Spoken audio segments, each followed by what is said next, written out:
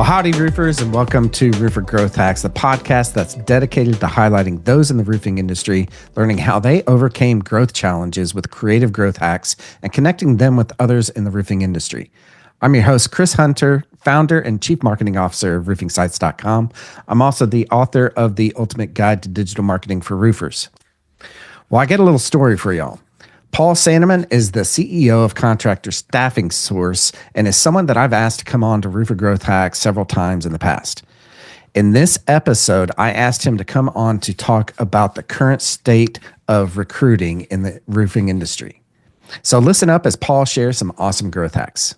Well, Paul, thank you so much for coming back on Roofer Growth Hacks. I always enjoy when you come on here and give us your great nuggets of knowledge. So I thought today what we talk about here is more of a state of recruiting, right, for the contracting industry. So without further ado, why don't we just kind of jump in? One of the things that I think people understand, if you have a labor shortage, it's your fault. Yeah. I mean, how's that? Yeah. Well, because, there's a lot of people out there, and a lot of them want to come to work for you, but they don't know about it. And I talk about sometimes there's this, maybe it's a myth, one of the myths that, well, when I look for a project manager for my roofing company, whatever company I've got, there's somebody that just left their job yesterday and is going to want to come to work for me. It's not going to happen. Yeah. It's never going to happen. So if you're not recruiting all the time, the day that guy or lady decides, oh, I'm fed up with my boss or whatever, you need to be in LinkedIn or Indeed or is it wherever, right? Monster, someplace, because you never know when that day is going to be. And since we're in the spring, it's getting even harder, right? Yeah. Because anybody who's in this industry who's not employed in March, you probably definitely don't want to hire, right? Yeah. Yeah. Absolutely. So it's important to get that your mission is to get to somebody to quit their job and come to work for you, right? Right. How do you pull that off? Well, the first place, money is important. And a lot of people listening to this podcast probably think, oh, I wonder if I'm paying my employees the right amount of money. Well, wages keep going up. And because of let's say there's a national disaster like Los Angeles or some political things happening, makes it hard to get a passport. I mean, things are happening that change the environment all the time. And it's not, the people available is not a fixed number. It changes all the time depending on all these other circumstances. So if you're not recruiting all the time, you're not out there, especially this time of year, because everybody's got a job who's worth employing. So the question you have to ask is, how do I get somebody to quit their job and come to work for me, right? And that's not necessarily an easy thing to do, because if they're unemployed, you don't want them. If they're good at their job, you do want them. But how do you get somebody to quit their job, right? Well, I've got a couple ideas. There's a traditional headhunting, which is hard to do. I mean, literally, you can identify some guy that works for your competitors. You can stalk him on LinkedIn or something, and you can try to hunt him down in his Instagram or Facebook and approach him. I don't think people can do that. And headhunter charges 10, 15, 20% of the first year salary to do that. Yeah.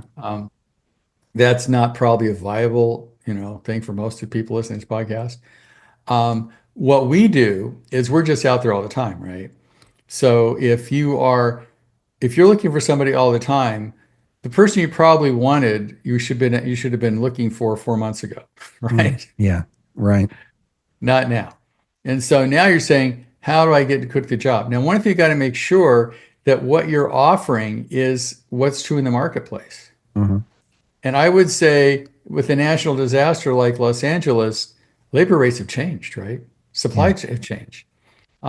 If you're looking at getting people from other countries, that's gotten harder, right? So everything is changing. So you have to adapt to that. And also one thing, this is another myth, I think. Oh, finding employees is free, right? I mean, come on.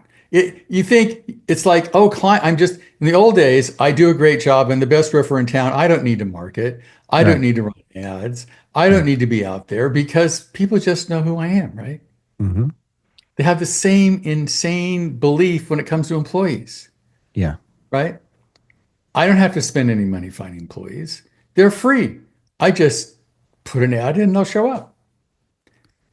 You don't want the ones that are free, trust me. Yeah. Well, and I hear that all the time on the marketing side of things is, I've been in business for 30 years or 40 years or whatever, or I've talked to a company that's been in business for 100 years, right? And when I went to go research them initially, they had 3 reviews on their Google business profile. So I Mhm. imagine it's the same kind of a thing in the HR world, when we are trying to recruit someone to our businesses, we've got to look attractive, don't we? And you have to spend some money and some time. Hmm. It's Chris, there's 2 things that are important in any construction industry. Great clients and great employees, right? Yeah. Right. Great clients are not free, right? You have to go out there and compete for them against other companies. And Hmm. the way you compete for them changes. It used to be you have cool trucks or whatever, right? And Yeah. now you have to do social media. And then who knows where it's going to go from there, right? So that's why it's a competitive thing. They're always competing for good clients. So you have to know how much do I want to spend? How do I effectively compete for good clients, right? Yeah. Same is true of recruiting. You have to compete for good employees. Mhm. It's not automatic. And competition costs 2 things, and that's time and money. Yeah. Yeah. There's no way out of that, right? Right. Now, if you want to do it yourself, that's fine. You can get a good applicant tracking system. Probably there's a bunch of out there. There's Bamboo, there's other ones. Applicant Brother, probably 400 or $500 a month. Then you have a person who's spending at least 3 to 4 hours every day working on it, right? Yeah. So that's an option. Then you're paying what you need to pay. You're finding the good tech stack, and you've got somebody to run the tech stack. You can somebody like us. We do the whole thing for like 1,500, $2,000 a month. I think that's a lot less expensive. You can do that, but not doing it means you're not going to have great employees. Hmm. You're going to have a lot of those we call the worst employee, not somebody bad enough to fire, bad enough to fire, good enough to keep. Yeah. They're terrible. Yeah. And then you make the fatal mistake, especially in spring, like now. You've Hmm. got all this work coming up.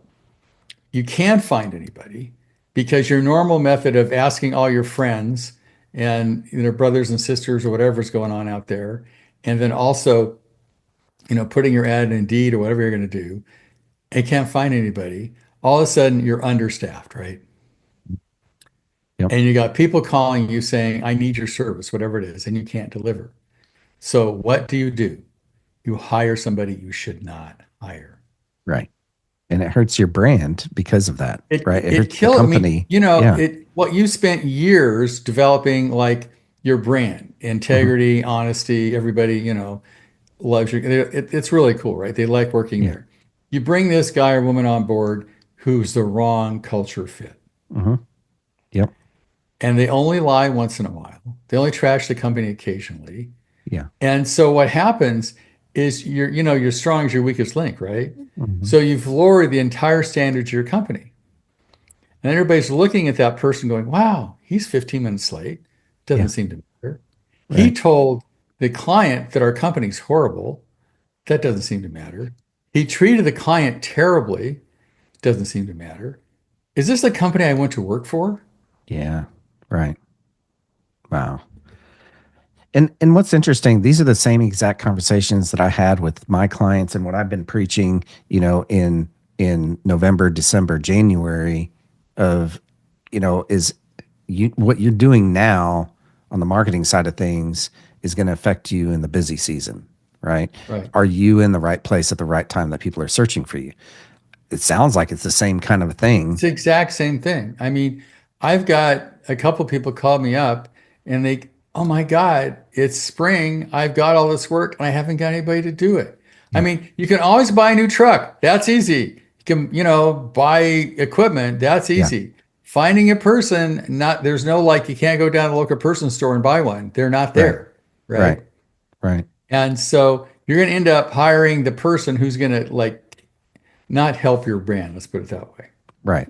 That's breathing, right? It's a warm body. I'll hire this person. And then you don't realize the damage they can cause to your Mm. company. I think it's better to turn down the work than hire that person. Wow. Wow.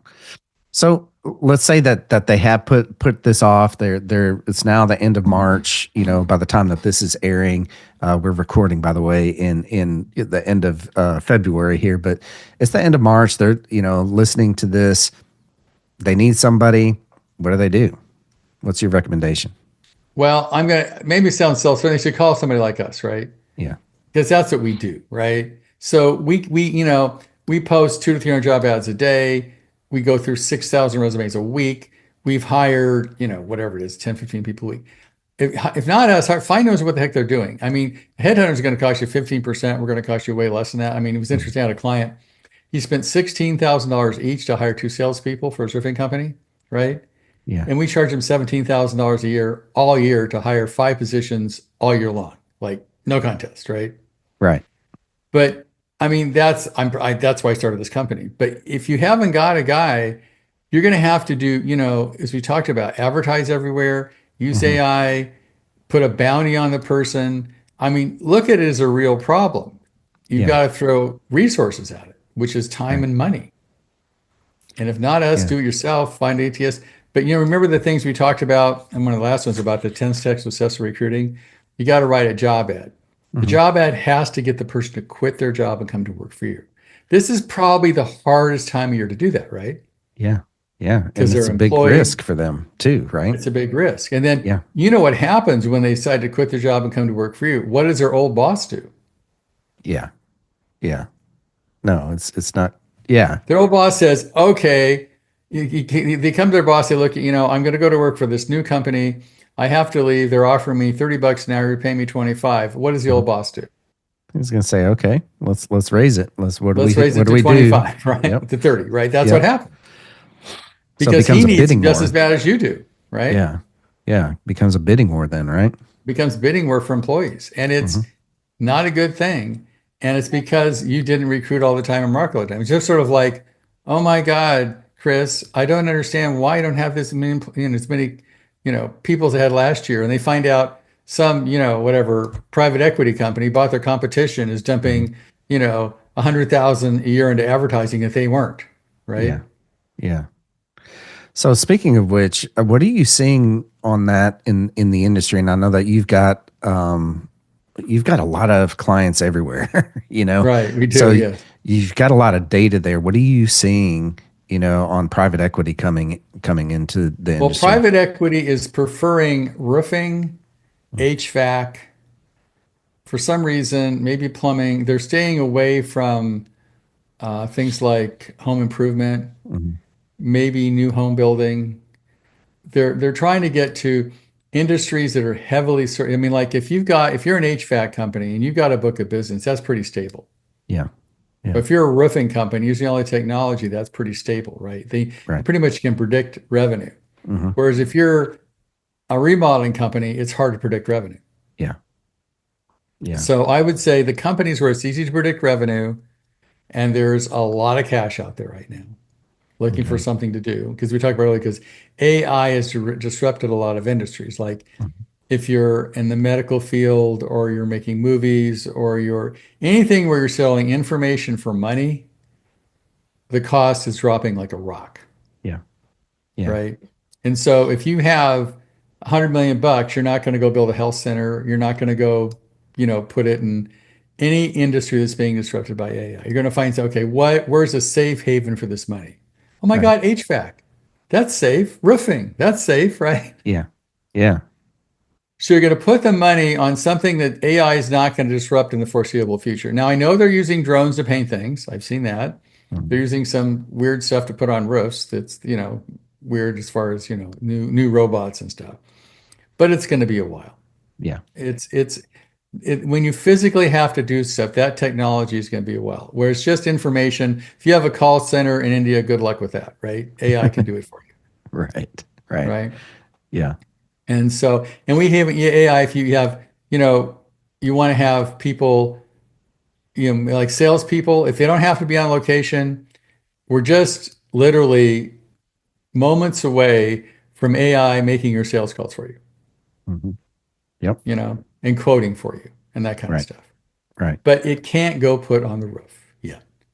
Right. It can't go paint the house. It can't put in the HVAC.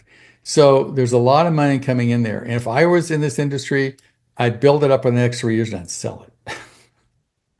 That's what a lot of the people that I talk with are. That's exactly what they want to do, right? The vast majority of who I talk with are about to retire, right? And now they're like, okay, well, I got to get a marketing system in place, right?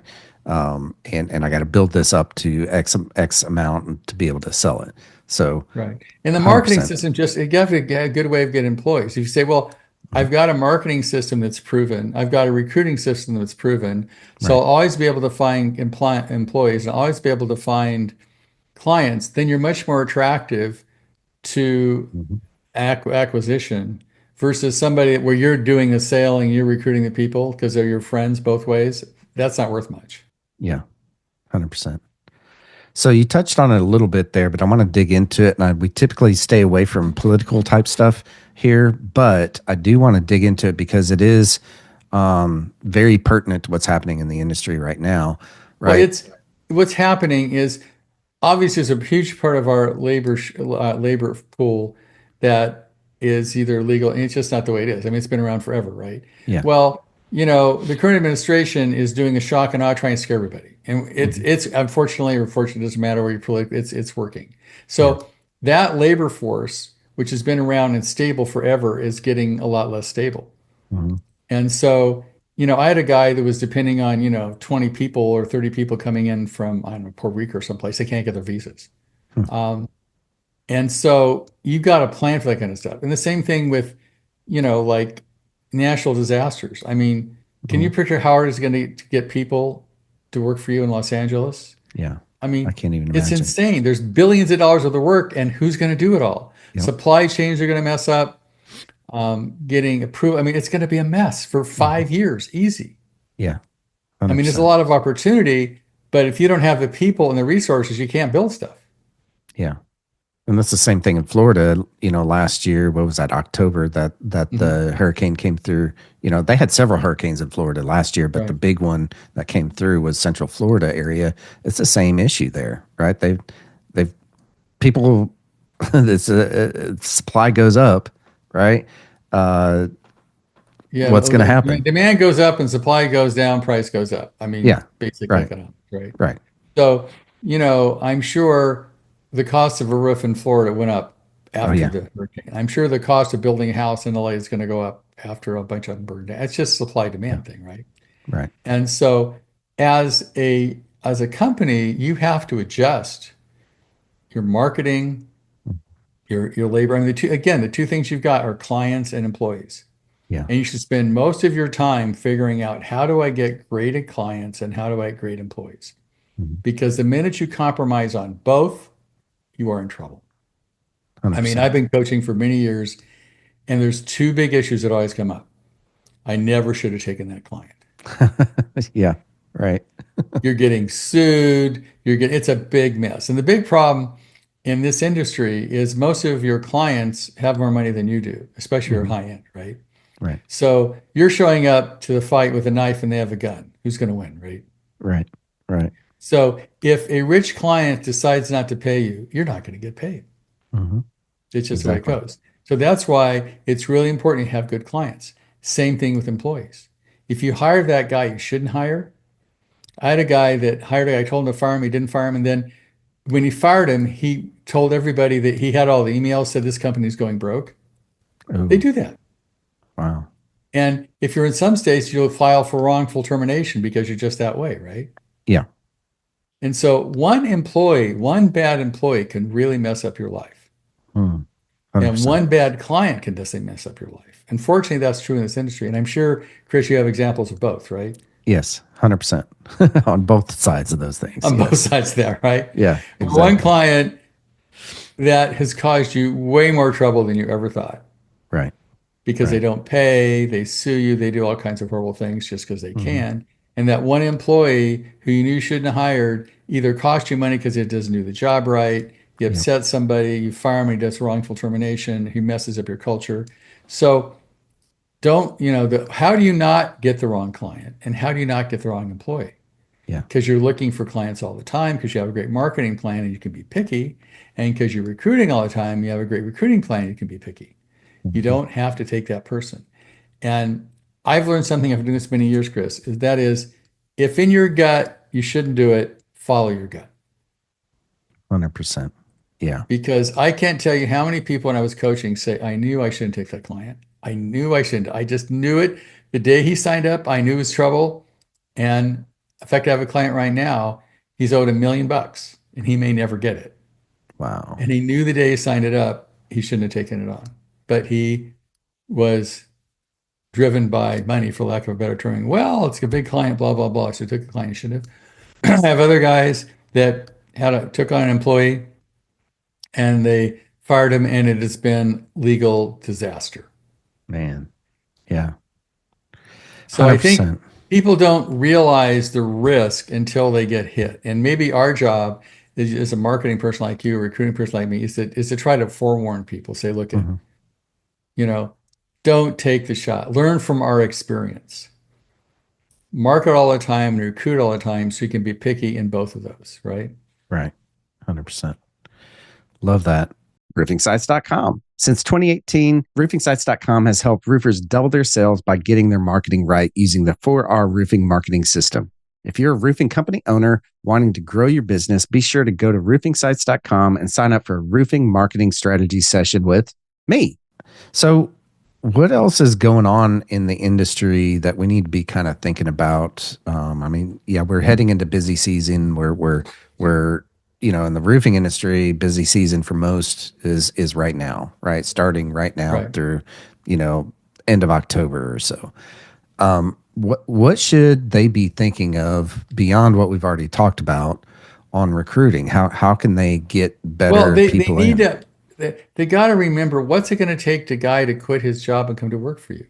Yeah. Don't be frugal on the offers Hmm. because even if you're paying a guy, let's say, Chris, what's typical in the roofing industry to pay a good roofer? I know, I'm sure it's, Dallas is one price and Arkansas is another in California. Let's take Florida. So Yeah. what's a good roofer cost in Florida? Who's accomplished? For the re-roof to get a new Yeah, for roof. the re-roof. Yeah. Yeah, So it's typically anywhere between 15 and $20,000 typically. a year, right? Oh, sorry. I thought you were No, talking I'm to I'm get a new talking about roof. I know I'm talking about that the price. cost of the Yeah. person to put the roof on. Oh man. Yeah, that's a great question. I'm nowhere near in tune on what it costs for that at all. Well, you can go to ChatGPT, you can use AI to figure out if you want to. We can Yeah. do that. But I'm saying, let's say it's pick a number, $25 an hour or 30 Yeah. bucks an hour. Yeah. And you're sitting here going, wow, this new guy wants 35 bucks an hour, right? Yeah. I'm not used to paying somebody 35 bucks. That's crazy. How much money are you going to lose by not having that guy? So instead of making, let's say you're trying to keep your labor cost at, 50%, or we're trying to keep that. So what Right. happens is all of a sudden you're not taking on a new job because you don't have the guy. So sure, you save the 5 bucks an hour, but you Yeah. lost the 40 bucks an hour you would have made if he was working. Right. 100%. Yeah. And it I mean, it sounds great in theory as we're talking about it in hindsight sometimes too, right? But taking that hit as a small business, taking the hit, quote unquote, is hard thing for any business owner to do, right? But I think justifying it by, yeah, maybe we just I mean, increase just the do the price of math. our, yeah, Right. Just do yeah, the math. What is it costing you an hour not to have that person if you've got the right, work to do right, versus what did it cost you an hour to have that person? right. And And that's good. I was going to say the flip side of it, you just increase your prices, right? And You can just increase your adjust it prices. The that other way. thing you can do is um, if you're looking at, I mean, employees, it's a seasonal job, so you're not, buying a new truck. You don't have, Mhm. you can actually, but if the person has to be let go at the end of the year, or it is, it's a variable expense, Right, right? right, And you got to look at your numbers and look at the math and say, you know, does this make or lose me money? And then I'm sure most people listening know there's fixed overhead. You can't get away from fixed overhead, mm, right? It is what right, it is.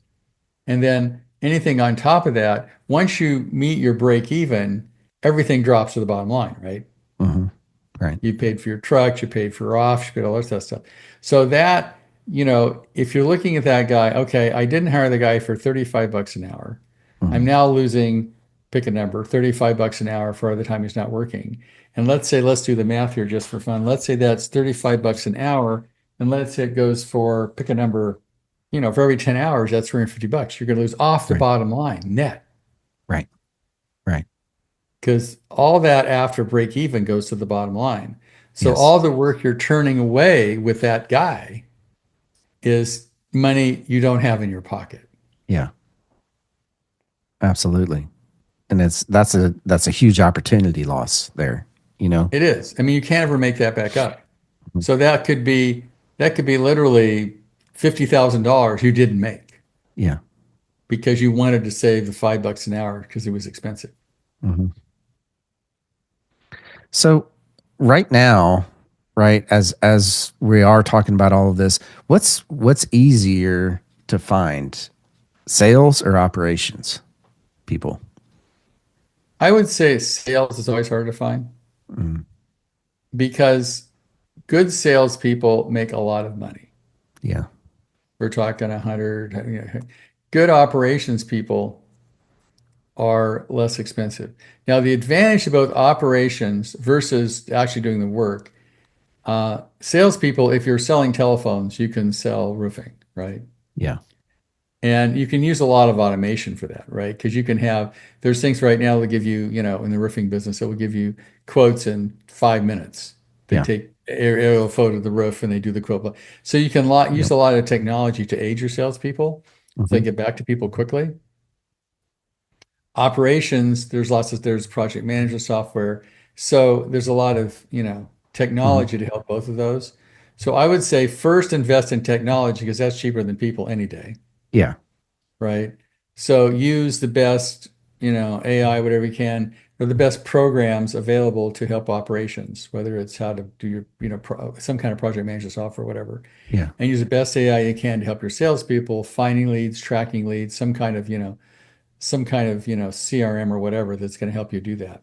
Hmm. So invest in the best technology first, and then Yeah. invest in the best people. Because you have the best technology and the best people, you'll win. Love it. Yep. As a geek, that makes me happy, by the way. I see. Hearing anybody say that, Well, because so people go, I mean, you sure heard this joke that says, well, I've got all this gold. Why don't you come get yourself some? And the guy says, you know how much a shovel costs? Right? yeah. Yeah. It's like that. So software is so cheap. I Yes. mean, it is incredibly inexpensive. So get the best technology you can get on the sales side and on the management side because it's very inexpensive and it's AI is going like, right? Yep. So it's getting cheaper all the time. What's new and good this week is not new and good a month from now. 100%. So stay on top. Make sure you have, I would say, and a good investment is have a tech person for your company. Love that. Yeah. I've got a tech person, and you should have somebody that knows tech, lives tech, and their whole life is tech, Yep. and make that part of your outsourced or internal. Because if you don't, I can't keep on it. There's no way in hell I know what's Yeah. going on, right? Yeah. So I have a tech guy that tracks all this stuff, and I can tell him, I ask him, is this good? Is this bad? How does it work? And his whole life is staying on top of tech. Yeah. And it's harder and harder to do. Yep. Well, especially with how AI is just evolving, right? I mean, AI, there's a new tool there's 1,000 new tools every single day, it seems like that are It's coming crazy, out. right? Yeah. So who's going to stay on top of all that, right? Hmm. Exactly. So I have somebody whose whole job is just saying, and my same thing with my ATS, that changed all the time. I mean, now we can, for example, in doing assessments, it's getting better. And if you look at follow-up, it's getting better. A lot of Hmm. other stuff. Unfortunately, for doing resumes, it's not there yet. We've Yeah. tried it, and it's wrong 30% of the time. We know when the 30% is. Yeah. So we're working on it, but it still can't do resumes. So one of the problems, if you get an applicant tracking system that uses AI Mhm. all through it, it has many issues, especially when it comes to assessing resumes with AI. It just doesn't work that great yet. You need a real person to look at the damn thing. I mean, otherwise, why do I have 35 people? Because I have real people looking at resumes every day because I can't use AI to do it. Now, Interesting. I can use AI to get back to people. I can Hmm. use AI to ask questions. I can Hmm. use AI to do, to send 4 emails in a row to follow up, to do text, go high level's got a bunch of, I can use AI to answer my phone, right? Yeah. Yeah. There's a lot of things it's good at. It is not good at doing resumes yet. It just doesn't get it. Interesting. But you I would need a think, tech guy, right? yeah, I would think that AI would be pretty good at analyzing resumes, but no. It's not. It's not. We've Huh. tried it, and we go through, pick a number, 6,000 resumes a week, some insane number. I'd love it to work. I mean, come on, that's a lot of people. Yeah. You could save a lot of money. I could save a lot of money if it Yep. worked, but Yeah. unfortunately, it's just not there yet.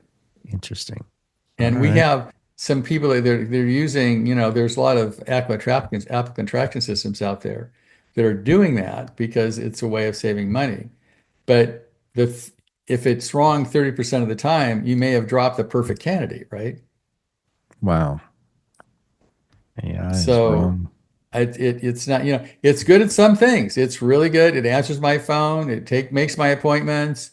It, tracks people. It does a lot of that stuff really well. Resumes are not to the point. It just doesn't get the subtleties yet. Interesting. So I would say for sure, have the tech person, and some things, if you can automate it, fine, but know what you can automate, not automate. And Yeah. I stay on top of that all the time. Well, it sounds like you've got to test things too. I mean, if you're implementing AI into your business, you've got to test it and don't just let it go wild, right? No, you can't. I mean, what we've done is we have AI look at all the resumes, right? Hmm. Yeah. And that's how we know it's wrong 30% of the time. Because you have Wow. somebody who's doing QA on what it does, and it's just not right yet. Whereas Oh, now, if you wanted to send the 3 emails following up to get somebody to take the assessment, if you want to yep. have it call the person and say, have you done this? You want it to text, it's great at all that stuff. Yeah. Love that. But so it'll do a lot of stuff for you. But that's why you need the tech guy to know where you can use it and where you can't use it, because you got to know what you don't know. Right. And that's why you have to have a tech person, because you don't know what you don't know in tech. Yeah. Yeah. Absolutely. So, is there anything else that we as contractors need to be aware of in this quarter leading into all of this? Before we wrap up here. Well, I would say, work hard on yourself and do on your business. I believe that's always true. Hmm. And when you're looking at your business, um, again, what's best use of your time, right? Because what happens a lot of time in this season is people will literally, I've seen them do this. Well, rather than hire another guy, I'm going to do it myself. Mm-hmm. It's a thing of the contractor, right? They go, wow, Yep. well, I need a sales guy, but I can do sales. I need a guy to go project manage. I can do project management. And their brain is programmed to jump in and Hmm. fix it. Yep. And that's really expensive because the Yeah. lost opportunity cost is huge because you're working in your business, not on your business, right?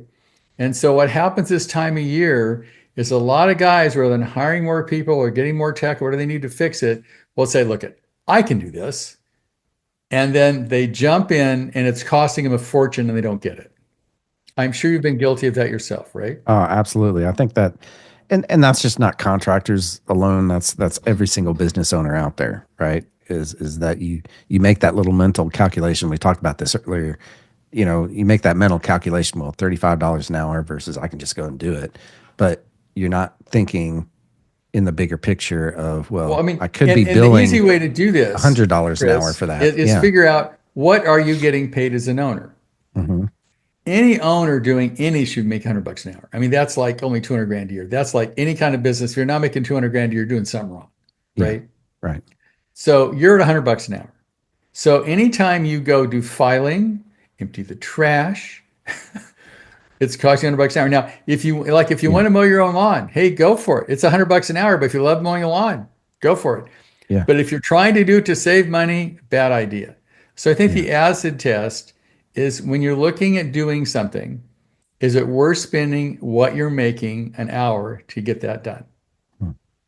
Yep. And if it's not, get somebody else to do it because the Yeah. opportunity cost is the difference. Love that. Absolutely love that. Well, Paul, thank you so much for coming back on I to appreciate Roof you Growth being here, Chris. Hacks. Yeah, thanks for coming on and sharing all these things. And we look forward to getting you back on here in another quarter. And let's Well, talk now about the fall quarter is going to be like, who should I keep and who should I fire? exactly. Right. Exactly. Give me an Right. entirely different discussion. Yep. Yep. And I'm sure that AI is going to improve. I mean, it's improving leaps and Oh, bounds. it's Yep. people have no clue what Mhm. it's going to do. No, It's I agree. and it's and unlike, fire, electricity, and a few other things that have changed humanity. Mhm. What kept us on top was our brain, right? Mhm. Yep. What happens when something is smarter than us? And that's like almost it's there. I know Yeah. it's smarter than I am. I don't do anything like using it because it's way smarter than I am, right? Right. Right. And so when we lose our competitive advantage of being the running of the planet, it's going to be interesting. Yes. 100%. And I think that, you know, right now a lot of people think of it as a tool, right? But it's one of those things that you've got to go to and ask it to do something, right? When it becomes autonomous, that you can train it like an employee and say, do this from now on, just like an employee, and then give it a Right. feedback Well, loop. what'll happen is, now everybody, I have Zoom meetings all day long, right? And Yeah. your Fathom's always there, right? Yeah. And it records what happens. Mhm. What happens when your Fathom can have the meeting for you? You Yes. you feed it the information, it Yep. understands who you are, it's done a bunch of research and now is you, right? So it knows Yeah. how you'd answer, what you'd do, what you'd say. It's figured out how to be you, and that technology is there. And then Yeah. just send your AI, you don't have to go to the meeting anymore. Yeah. Well, And mine we're shows talking a up to year from meetings. now. Yeah. Right. We're Right. talking not like into this year or a year from now. You'll be able to send your AI to the meeting, it'll do the meeting for you. Amazing. Yeah. And I literally just did a AI for roofers workshop, and we talked about some of these things. But it'll be interesting to bring you back in a quarter in the fall and Yeah. see, you know, where we're at and compare it to I now. guarantee it'll be whatever we think it's going to be twice that. Yes. Well, that's true. Right. Because they're working hard. All of the big tech is working really hard. And the problem is you got AI working in AI, which is scary. Yes. Right. Right. I mean, might as well have it build itself, right? If Right. they can That's what do it it's smarter, doing. faster, That's than we right. can. Way smarter than we are. And I think we're already AGI. Nobody wants to admit it because we keep changing the goalposts, right? It passed the It's like, Turing test 3 years ago, right? So good yeah, luck with that. yeah, we're talking Matrix types That's level right. stuff here, right? Absolutely. Cool. All right, Thanks for Paul. having me, Thank you so Chris. I much. appreciate being here. All right, appreciate you coming on. Thank you. Thank you. Well, how about that, roofers? Was that pretty awesome or what? I know that I always love having Paul on Roofer Growth Hacks, but getting caught up in what's going on in the industry is pretty important periodically, I think. And so knowing what's going on in the recruiting side of things is super important. We're in March, and it's a really important time to ensure that you have the right people in the right seat in your organization. And honestly, I what made me kind of perk up a little bit, not perk up, but listen, is when he said that you're behind if you're trying to hire someone right now, especially on like project management side of things, probably on the sales side of things as well. Because are you going to have time if they're a good person, right? That you can find. And he didn't say this, but are you going to have enough time to train that person before the real heavy part of our season is here? So, if you have to hire someone like that, I highly recommend that you call Paul up and just have him do it for you. They're going to find you the right people, to actually do that. So, as opposed to trying to do it yourself, and most likely you're not going to be able to find the right person because you're having to get someone out of another company and into your company. Okay, so recruiting. You should always be recruiting, in my mind. You should always be building your bench. That's what my business coach says. You should always be building your bench. So if someone says, hey, and even in the slow season says, hey, I'm looking for a job, looking to make a move, even if you don't have the ability to do it right there, get their information, because you know what? A month, 2 months down the road, you might need them. Okay. So highly, highly recommend that. The other thing that he talked about was, and I really love this as a geek, is implementing technology first because it's so much cheaper than people, right? So implement technology, then people into your organization. And if you get the right technology and the right person, that's just rocket fuel for your business. Okay. So I love that part. The other thing that he said that really surprised me, honestly, because I'm an AI geek. I love AI. I love using it for just about all the things that we do here. And where he said AI is wrong 30% of the time on resume analysis, it's just that blew my mind, because I would think that AI would be really, really good at that. But if it is wrong that amount, man, that's just blew my mind a little bit there. Okay. So the other thing that he talked about was private equity, how it's really coming into the industry and investing heavily. That is not the first time that we've heard this on Roofer Growth Hacks. We've heard this time and time again from coaches throughout the industry in different areas, that private equity is coming in. So really what you need to be doing at this point, and whatever stage that you are in your company, is to really think about how to build it to sell, right? Because if you're not attractive right now to private equity, there's a reason for that. Okay. And so I think it's important to start thinking about systems to put into place, how to get you out of the day-to-day operations as the business owner, how to elevate the people in your organization to start taking over some of these tasks to get you out of the day-to-day operations. Because honestly, and he said, Paul talked about this, he said the more attractive companies have a marketing system. They have a great way to find the right clients, okay, the right homeowners, okay. If you're a homeowner, if you're commercial, then finding the right people there too.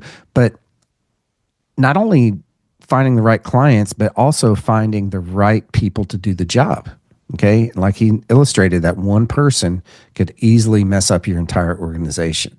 Okay, and put it on a downward trajectory. So having the right people, as well as, and all of those systems should be put into place. Well, that's going to do it for another episode of Roofer Growth Hacks. I hope you enjoyed this episode and that you connect with Paul online. I also hope that you connect with me on LinkedIn or Instagram or YouTube or Spotify. Heck, wherever that you found me and that you're listening to this. Give me a big thumbs up if you can. And you could also check out our website at roofingsites.com. Hey, while you're there, you can also listen to other episodes of Roofer Growth Hacks. I want to give a huge shout out to our sponsor, roofingsites.com. Since 2018, roofingsites.com has helped roofers double their sales by getting their marketing right using the 4R roofing marketing system. If you're a roofing company owner wanting to grow your business, be sure to go to roofingsites.com and sign up for a roofing marketing strategy with me. Also, this past year, I published my book, The Ultimate Guide to Digital Marketing for Roofers. If you're a roofing company owner and you don't have this book in your hands, I will send you a free digital copy. Just go to go.roofingsites.com and I'll send you a free copy of that book. Well, roofers, join me next time when we connect with another great roofing entrepreneur and learn how they hack their growth. Until then, I'm Chris Hunter. Thanks and gig 'em.